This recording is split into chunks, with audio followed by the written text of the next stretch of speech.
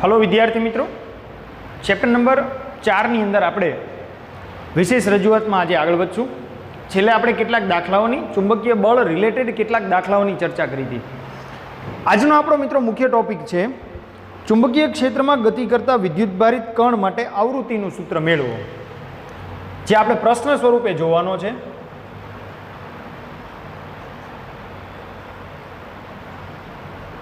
ચુંબકીય ક્ષેત્રમાં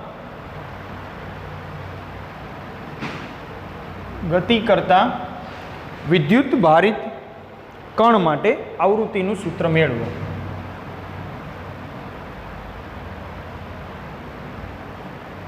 વિદ્યુતભારિત કણ માટે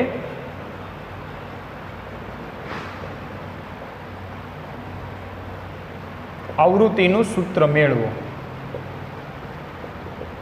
આ આપણો પ્રશ્ન છે। એક નિયમિત ચુંબકીય ક્ષેત્ર મારે મિત્રો દર્શાવવું પડશે। એના માટે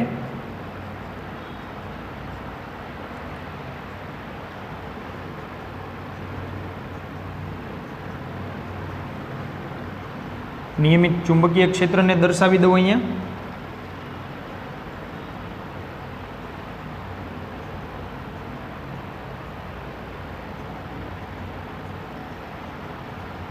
બી જેટલું નિયમિત ચુંબકીય ક્ષેત્ર વિસ્તરેલું છે।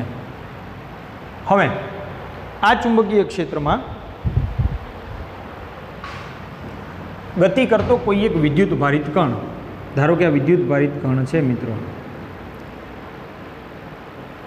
આ વિદ્યુતભારિત કણ આ નિયમિત બી જેટલા ચુંબકીય ક્ષેત્રમાં ગતિ કરે છે, તો એને અનુરૂપ એક નાનકડું પરિભ્રમણ હું અહીંયા દર્શાવીશ।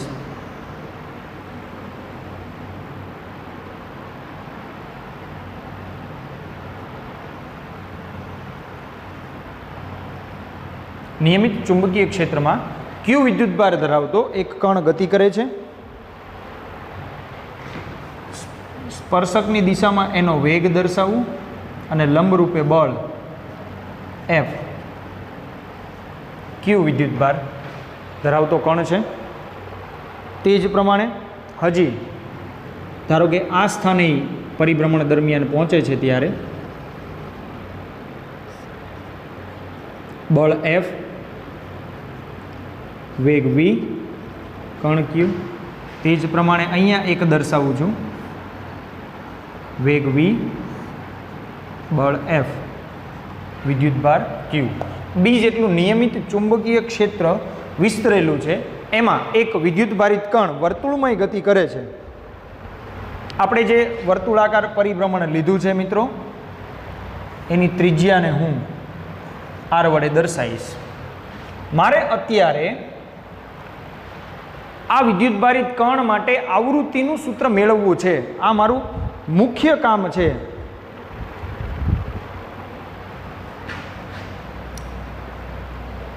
આકૃતિમાં દર્શાવ્યા મુજબ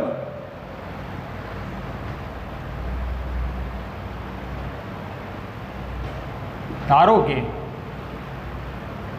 ક્યુ વિદ્યુતભાર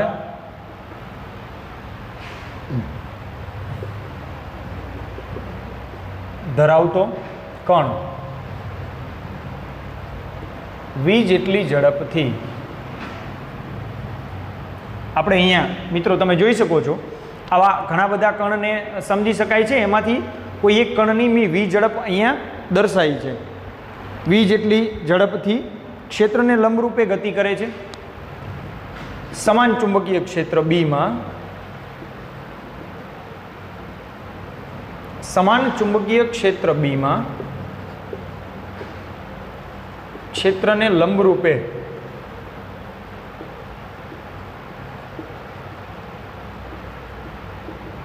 ગતિ કરે છે। પહેલી વાત, જે મેં આકૃતિમાં દર્શાવ્યું છે એ વર્ણન મેં અહીંયા લખી નાખ્યું છે મિત્રો, કે કોઈ એક ક્યુ વિદ્યુતભારિત કણ સમાન ચુંબકીય ક્ષેત્રમાં વી જેટલી ઝડપથી ક્ષેત્રને લંબરૂપે ગતિ કરે છે।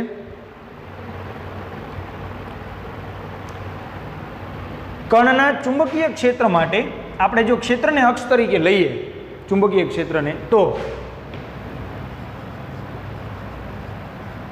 ચુંબકીય ક્ષેત્રને અક્ષ તરીકે લેતા પરિભ્રમણ માટે જરૂરી બળ એ કેન્દ્રગામી બળ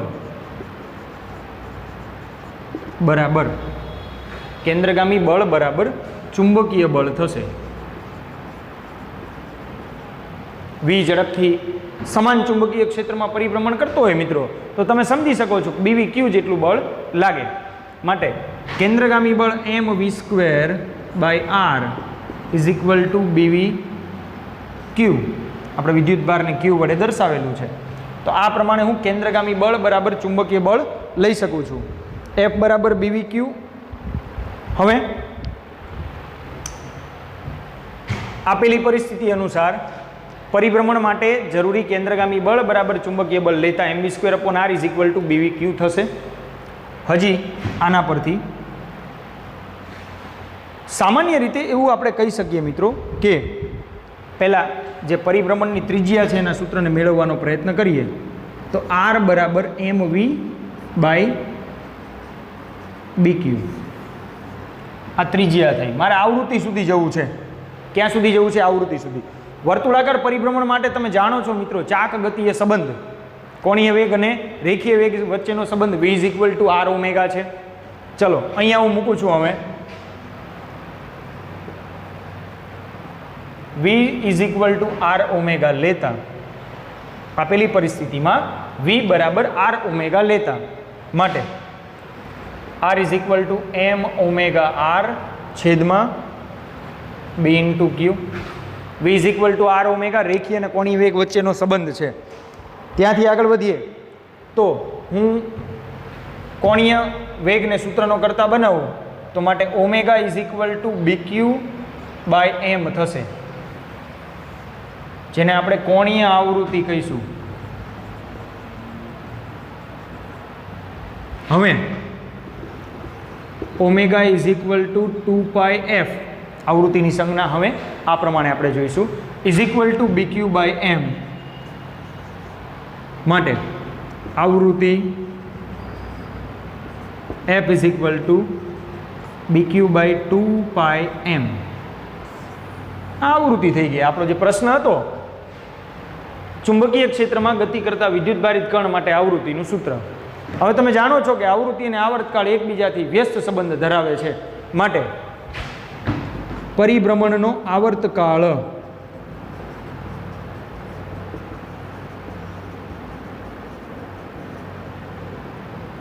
ટી બરાબર આપેલી પરિસ્થિતિમાં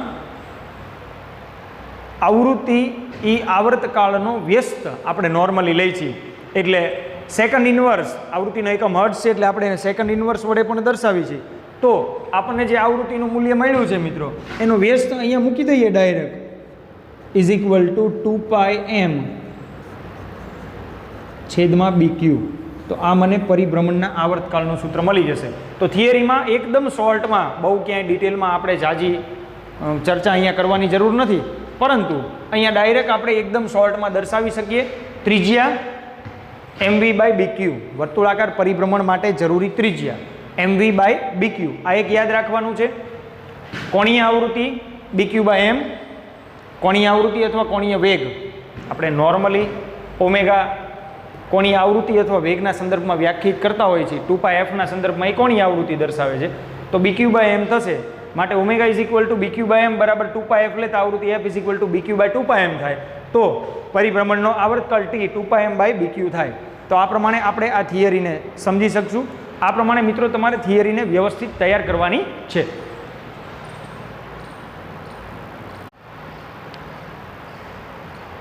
આગળ વધીએ થિયરીમાં. આ એક થિયરીને વ્યવસ્થિત તૈયાર કરવાની છે.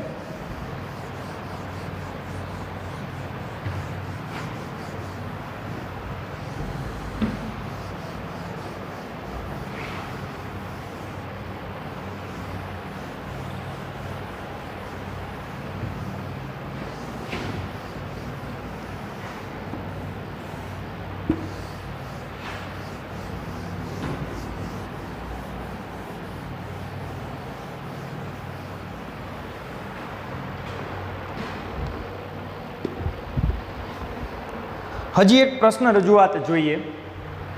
પ્રશ્ન મિત્રો આ પ્રમાણે પૂછાય છે. હજી એક ક્વેશ્ચનની આપણે ચર્ચા કરવી છે. પ્રશ્ન સ્વરૂપ આ પ્રમાણે છે. ચુંબકીય ક્ષેત્ર સાથે થીટા કોણો બનાવતી દિશામાં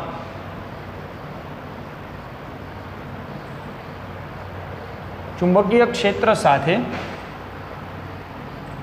થીટા કોણ બનાવતી દિશામાં થીટા કોણ બનાવતી દિશામાં વિવેગથી દાખલ થતા કણની ગતિ સમજાવી. વિવેગથી દાખલ થતા કણની ગતિ સમજાવી. એક નવો શબ્દ અહીંયા આવે છે, એ છે પિચની વ્યાખ્યા કરો. પિચ.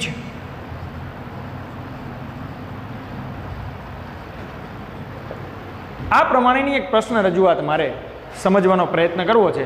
સૌથી પહેલાં તો હું પહેલું જે વાક્ય છે એને ફૂલફિલ કરીશ કે ચુંબકીય ક્ષેત્ર સાથે થીટા કોણ બનાવતી દિશામાં વિવેગથી દાખલ થતો કણ અને એની ગતિ મારે સમજાવી છે. આપણે એક નિયમિત ચુંબકીય ક્ષેત્ર બીને એક્સ અક્ષ પર લઈ લઈએ.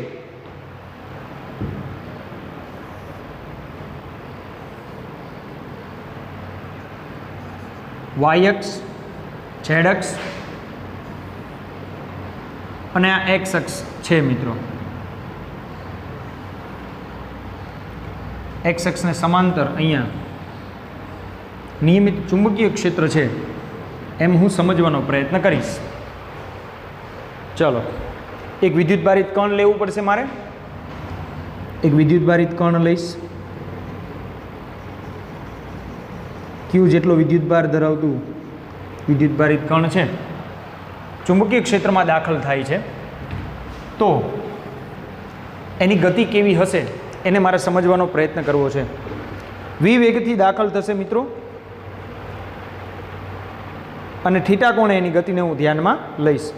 એટલે સમાન ચુંબકીય ક્ષેત્રમાં પહેલો મુદ્દો લખીશ, પછી આકૃતિને પૂર્ણ કરીએ. સમાન ચુંબકીય ક્ષેત્ર બીમાં વિવેગથી થીટા કોણે દાખલ થતા વિદ્યુત ભારિત કણને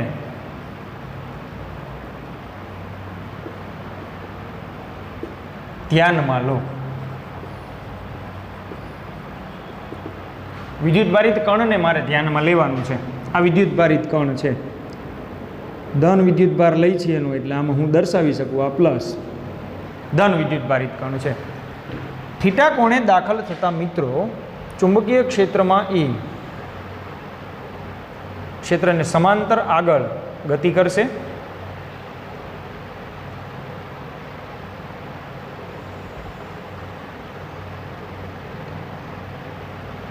એની ગતિને હું સમજવાનો પ્રયત્ન કરીશ.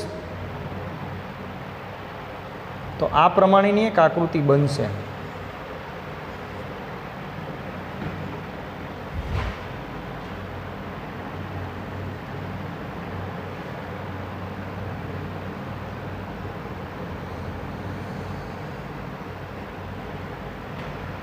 આવી એક આકૃતિ બનશે.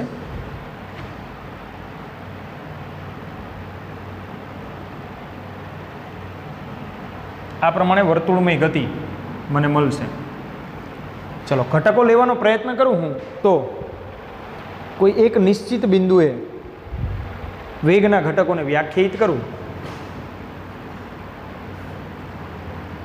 નિશ્ચિત બિંદુએ વેગના ઘટકો,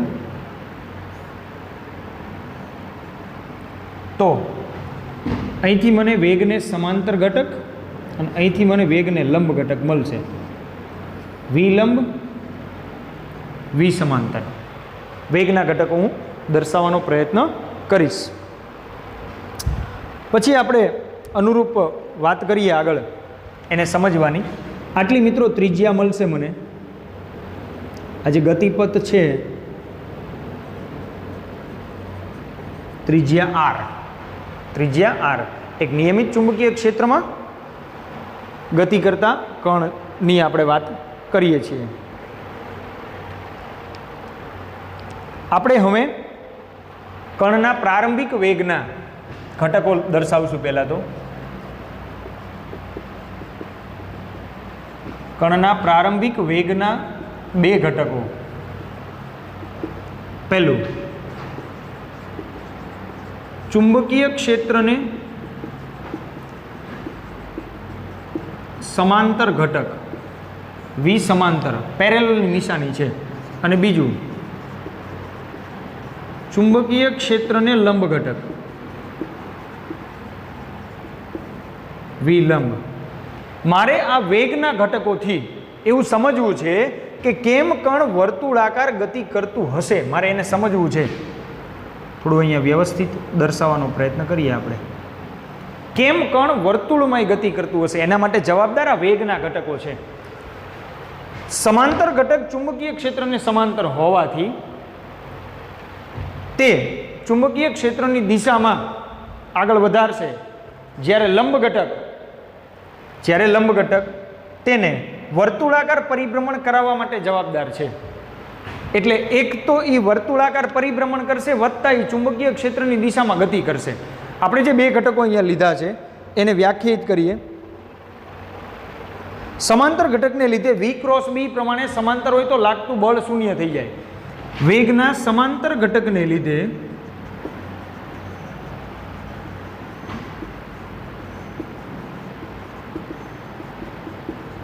કણ પર ચુંબકીય ક્ષેત્રમાં કોઈ બળ લાગશે નહીં. એટલે કે F is equal two Q in bracket V cross B પ્રમાણે મને તેની ઉપર લાગતું બળ નહીં મળે. એટલે ચુંબકીય ક્ષેત્રની દિશામાં આગળ વેગથી ગતિ ચાલુ રાખશે,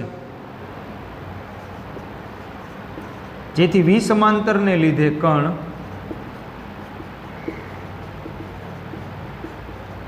ચુંબકીય ક્ષેત્રની દિશામાં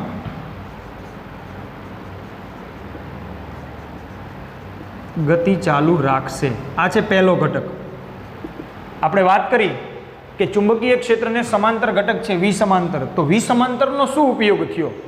તો કે વિસમાંતરને કારણે કણ ચુંબકીય ક્ષેત્રની દિશામાં ગતિ ચાલુ રાખશે. વિસમાંતરને કારણે કણ ચુંબકીય ક્ષેત્રની દિશામાં ગતિ ચાલુ રાખશે. આગળ વાત કરવી છે મારે. લંબ ઘટક પર ચુંબકીય બળ લાગે છે. વેગના લંબ ઘટકને લીધે વેગના લંબ ઘટક વિલંબને લીધે કણ પર ચુંબકીય બળ લાગશે. તેથી વિલંબને લીધે કણ વર્તુળ ગતિ કરશે. તો બંને ઘટકોની અસરકારક પરિણામ સ્વરૂપ મને આવી વર્તુળમય ગતિ મળશે. બરાબર સમજો, આપણે જેટલા મુદ્દાઓને અહીંયા વ્યાખ્યાયિત કરેલા છે એટલાને. આમ વિસમાંતર કણને સ્થાનાંતર કરાવશે, જ્યારે વિલંબ વર્તુળ ગતિ કરાવશે. આમ વિસમાંતર એ કણને ચુંબકીય ક્ષેત્રની દિશામાં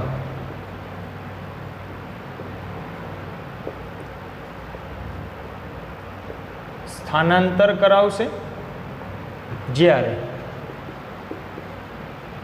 વિલંબને લીધે કણ વર્તુળ ગતિ કરશે. ચલો, આ પ્રમાણેની રજૂઆત આપણે પહેલો મુદ્દો હતો ચુંબકીય ક્ષેત્ર સાથે થીટા કોણ બનાવતી દિશામાં V વેગથી દાખલ થતા કણની ગતિ. એમાં તમારે આટલું સમજાવવાનું છે. હવે મારે જે વાત છે એનો જે હેલિકલ પરિપથ છે, આ હેલિકલ પાથ કહેવાય મિત્રો. આને કેવો પાથ કહેવાય? હેલિકલ પાથ કહેવાય. આ હેલિકલ પાથને કારણે મારે વ્યાખ્યાયિત કરવી છે પીચ. એક પરિભ્રમણ દરમિયાન કાપેલું અંતર એને એક પીચ કહીશું મિત્રો. અહીંયા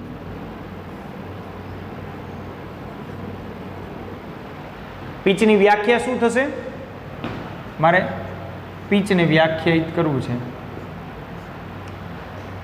ચુંબકીય ક્ષેત્રમાં હેલિકલ માર્ગે આપણે જે અહીંયા લીધેલું છે એ માર્ગ કેવો લીધેલો છે? હેલિકલ માર્ગે ગતિ કરતા વિદ્યુતભારિત કણે એક પરિભ્રમણ દરમિયાન ચુંબકીય ક્ષેત્રમાં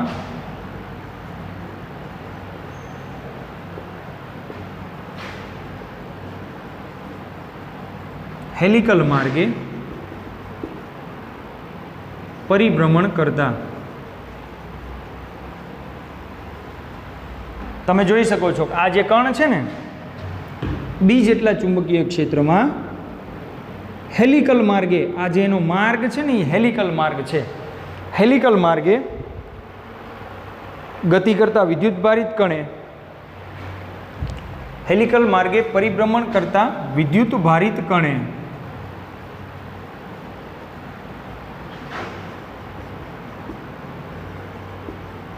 એક પરિભ્રમણ દરમિયાન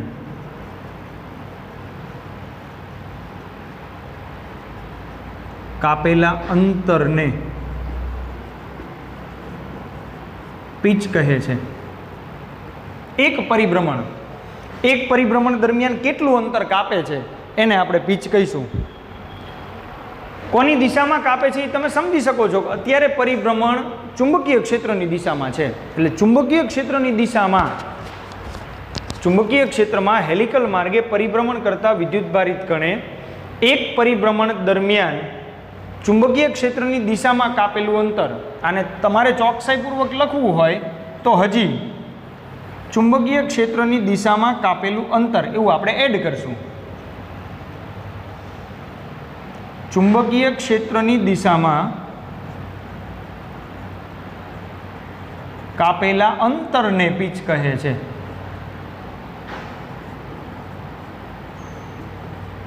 દિશા કેવી હોવી જોઈએ? ચુંબકીય ક્ષેત્રની. એ તો એમ પણ ખબર પડે કે પરિભ્રમણ અત્યારે કઈ દિશામાં છે? ચુંબકીય ક્ષેત્રની દિશામાં છે. પિચને વ્યાખ્યાયિત કરવા માટે મિત્રો આપણે એનું એક નાનકડું સૂત્ર વ્યાખ્યાયિત કરશું પિચનું. અહીં સુધીની થિયરી વ્યવસ્થિત રીતે તમારે પ્રિપેર કરવાની છે.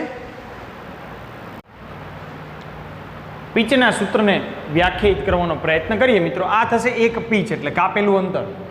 તો એક પરિભ્રમણ છે એટલે મારે આવર્તકાળી લેવો પડશે, એટલે હું જ્યારે પિચનું સૂત્ર વ્યાખ્યાયિત કરીશ ત્યારે એને ખાસ ધ્યાનમાં લઈશ. સૂત્ર રજૂઆતને જોઈએ. જો એક પરિભ્રમણ માટે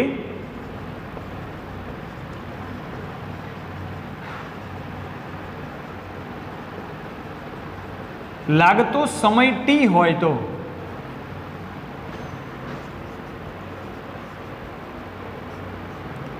ટી બરાબર 2πm/QB. હમણે જ સૂત્ર જોયું આપણે. ટી બરાબર 2πm/BQ અથવા QB. તો માટે પિચ બરાબર ઝડપ એટલે V સમાંતર ગુણ્યા ટી, એટલે કે V સમાંતર ગુણ્યા 2πm/QB. માટે P બરાબર 2πm V સમાંતર છેદમાં QB અથવા BQ. આ પિચનું સૂત્ર થાય. એક નાનકડી રજૂઆત. ચુંબકીય ક્ષેત્રની દિશામાં એક પરિભ્રમણ દરમિયાન કાપેલું અંતર, એને એક પિચ કહીશું. એક પરિભ્રમણ દરમિયાન અંતર કાપેલું હોવું જોઈએ. એટલે આપણે જે રજૂઆત કરી છે એક પરિભ્રમણ દરમિયાન કાપેલા અંતરની વાત છે. આવર્તકાળ T બરાબર 2πm/QB થશે. એને અનુસંધાનમાં પિચ V સમાંતર ઇન્ટુ T પ્રમાણે 2πm V સમાંતર/QB. માટે pitch P is equal two 2πm V સમાંતર/QB. આ આપણને એક પિચનું સૂત્ર મળશે. તો આ પ્રમાણે મિત્રો પિચને આપણે વ્યાખ્યાયિત કરશું. આપણા આ થિયરી પ્રશ્નની અંદર તમારે અહીં સુધીનો જવાબ લખવાનો છે.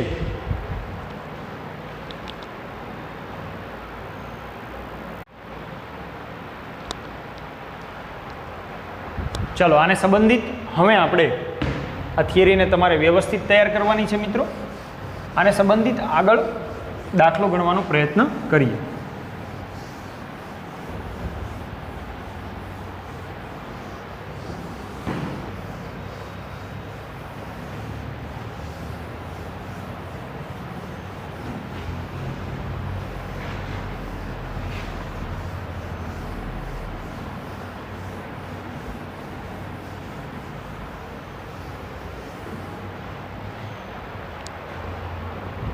ઉદાહરણ 4.3 આપેલું છે, એને સમજીએ.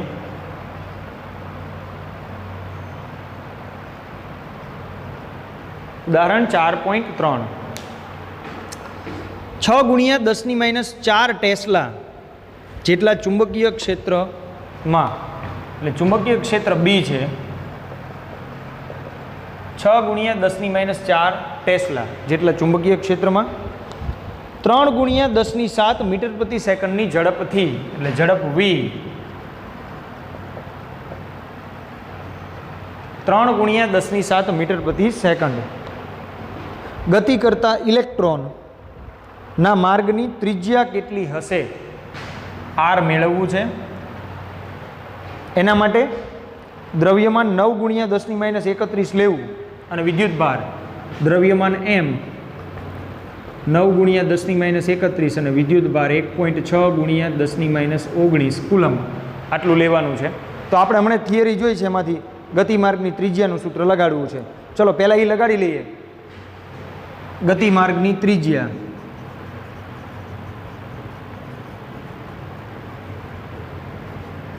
R = mv/qb અથવા bq, બધું જ છે. m 9 ગુણ્યા 10⁻31, v 3 ગુણ્યા 10⁻7, b આપેલા છે 6 ગુણ્યા 10⁻4 અને q આપેલા છે 1.6 ગુણ્યા 10⁻19. મિત્રો ગણતરી કરતા જઈએ. કેલ્ક્યુલેટરમાં ગણતરી કરતા મને 2.84 ગુણ્યા 10⁻1 મળશે. 19 ને 4 23 ને 7 30 એટલે -1 વધે. એટલે હજી આને 10⁻2 માં ફેરવવા માટે અથવા તો 0.284 આને કહી શકાય મીટર આર. -1 ને લાગુ પાડી દઈએ એટલે 0.284 મીટર થશે. ચલો પહેલી પરિસ્થિતિ પૂરી થઈ ગઈ છે. ગણતરીમાં આગળ વધીએ. રકમમાં પરિભ્રમણની આવૃત્તિ કેટલી હશે? આવૃત્તિ qb/2πm તમે જાણો છો.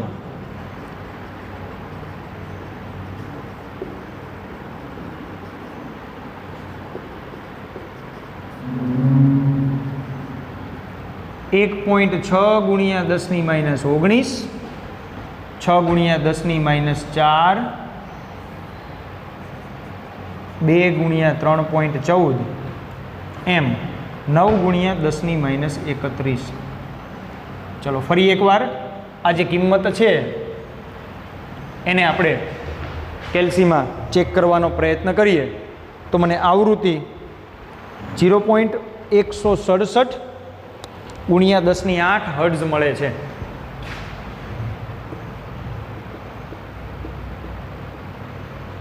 એટલે કે 1.67 ગુણ્યા 10⁷ હર્ટ્ઝ. આ થઈ ગઈ આવૃત્તિ. આપણો બીજો પ્રશ્ન હતો એની અંદર જેમાં તમારે આવૃત્તિ મેળવવાની હતી. આગળ વધીએ. તેની ગતિ ઉર્જા કિલો ઇલેક્ટ્રોન વોલ્ટમાં મેળવવી છે. ગતિ ઉર્જાનું સૂત્ર તમે જાણો છો, 1/2 mv². બહુ સરળ છે. એ તો ખાલી એને ઇલેક્ટ્રોન વોલ્ટમાં ફેરવશું આપણે. ગતિ ઉર્જા k = 1/2 mv². માટે k = 1/2 m 9 ગુણ્યા 10⁻31 અને v² એટલે 3 ગુણ્યા 10⁷². ફરીથી આ 4.5 ગુણ્યા 10⁻31, 9 ગુણ્યા 3² 9, 7 દુ 14. ચલો 4.5 ગુણ્યા 9 એટલે મને આખી કિંમત હું લેવાનો પ્રયત્ન કરું તો 40.92 ગુણ્યા 10⁻17 જેવું મળશે. અહીંયા 31 માંથી 14 એટલે 17. એના પછી આજે જવાબ મળે છે આ જૂલમાં મળે છે. શેમાં મળે છે મિત્રો? જૂલમાં. મારે એને ફેરવવું છે શેમાં? ઇલેક્ટ્રોન વોલ્ટમાં. જૂલ અને ઇલેક્ટ્રોન વોલ્ટ વચ્ચેનો સંબંધ તમે જાણો છો. માટે કે બરાબર આપેલી કિંમત ભાગ્યા 1.6 ગુણ્યા 10⁻19. હજી આને સોર્ટ આઉટ કરવાનો પ્રયત્ન કરીએ તો ફરીથી કેલ્સીમાં તમારે 40.92 ભાગ્યા 1.6 કરો 25.57 મળશે.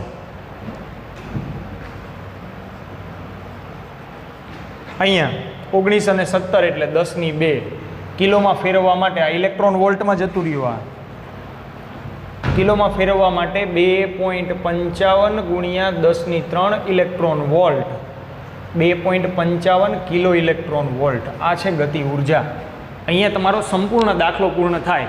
મિત્રો દાખલાની અંદર આપેલી કિંમત પ્રમાણે તમે જોઈ શકો છો. આપણે એને વ્યવસ્થિત રીતે સ્ટેપ બાય સ્ટેપ એક એક ગણતરી અહીંયા દર્શાવી છે. ચુંબકીય ક્ષેત્ર આપેલું છે, ઝડપ આપેલી છે, ત્રિજ્યા ગોતવી છે, દળ આપેલું છે, ક્યુ આપેલું છે. તો સૌથી પહેલું સૂત્ર વાપર્યું આપણે ગતિમાર્ગની ત્રિજ્યા. ગતિમાર્ગની ત્રિજ્યા R = mv/bq થાય. mv અને bq ની કિંમત મૂકો તો 0.284 મીટર મળશે. 0.284 મીટર અથવા 28.4 સેન્ટીમીટર. તમારે જેમ અનુરૂપ લાગે એમ એનો જવાબ અહીંયા દર્શાવવાનો છે. એના પછી પરિભ્રમણની આવૃત્તિ માંગેલી છે. એનો મતલબ એવો થાય કે આપણે આગળની જે થિયરી જોઈ છે ને એના સૂત્રો મિત્રો રિમાઇન્ડ રાખવાના છે. તમારે વ્યવસ્થિત રીતે સૂત્રને પ્રિપેર કરવાનું છે. પરિભ્રમણની આવૃત્તિ qb/2πm પરથી એની કિંમત લગાવતા મને આવૃત્તિ 1.67 ગુણ્યા 10⁻7 હર્ટ્ઝ મળે. એ પણ ચોક્કસ રીતે તમે કેલ્ક્યુલેટરમાં એની ગણતરી કરી શકો છો. તે જ પ્રમાણે આગળ વધીએ. ગતિ ઉર્જા 1/mv². કિંમત લગાવો. જવાબ એપ્રોક્સિમેટ 40.92 ગુણ્યા 10⁻17 નજીકનો મળે છે મને. એ ગતિ ઉર્જા થશે. એના પછી જૂલમાં મળેલી કિંમતને ઇલેક્ટ્રોન વોલ્ટમાં ફેરવવા માટે ભાગ્યા 1.6 ગુણ્યા 10⁻19 કરવાથી કેનું મૂલ્ય 2.55 કિલો ઇલેક્ટ્રોન વોલ્ટ મળશે. તો આ પ્રમાણે હું કિંમતને જોઈ શકીશ. અહીંયા મિત્રો તમારે એમની કિંમત 9 અથવા 9.1 લઈ શકો છો. મેં અહીંયા ગણતરીમાં 9.1 લીધી છે એટલે મને અહીંયા 40.92 નિયર અબાઉટ કિંમત મળે છે. એટલે આ કિંમતને તમે અહીંયા દર્શાવશો. તમારે પરફેક્ટલી ચેક કરવું હશે ને તો 9.1 લેજો, જેથી કરીને આની એરર ન આવે. બરાબર? કારણ કે નોર્મલી તમે આની ગણતરી કરશો એટલે અહીંયા 1/2 ગુણ્યા 9.1 કેલ્સીમાં પ્રોપર ચેક કરતા તમને આ વેલ્યુ મળશે. નહીંતર શું થશે કે 40.5 મળશે 40.92ની જગ્યાએ. એ એક ટેલી કરી લેજો. કેલ્સીનો પ્રશ્ન છે એમાં એ પ્રમાણે સોર્ટ આઉટ કરી શકશો. તો આ પ્રમાણે મિત્રો આપણે આજની એક થિયરી તમે જોઈ છે વ્યવસ્થિત, અને થિયરી સંબંધિત આજની રજૂઆત આપણે જોઈ છે. થિયરીને વ્યવસ્થિત પ્રિપેર કરજો. પીચ ચુંબકીય ક્ષેત્રની દિશામાં કાપેલું સમક્ષિતિજ અંતર, એક પરિભ્રમણ માટે કપાયેલું અંતર, એને આપણે પીચ કહીશું. પીચનું પણ સૂત્ર આપણે વ્યાખ્યાયિત કર્યું છે. કોઈ કણની ચુંબકીય ક્ષેત્રમાં ગતિ એને સમજવાનો પ્રયત્ન કર્યો છે, અને એક થિયરી જેમાં આપણે આવૃત્તિનું સૂત્ર મેળવેલું છે. આ દરેક મુદ્દાઓને મર્જ કરીને આજના વિડીયોના સમગ્ર ટોપિકને વ્યવસ્થિત રીતે તૈયાર કરજો. હવે પછીની રજૂઆત મિત્રો આપણે નેક્સ્ટ લેક્ચરમાં જોઈશું. Thank you.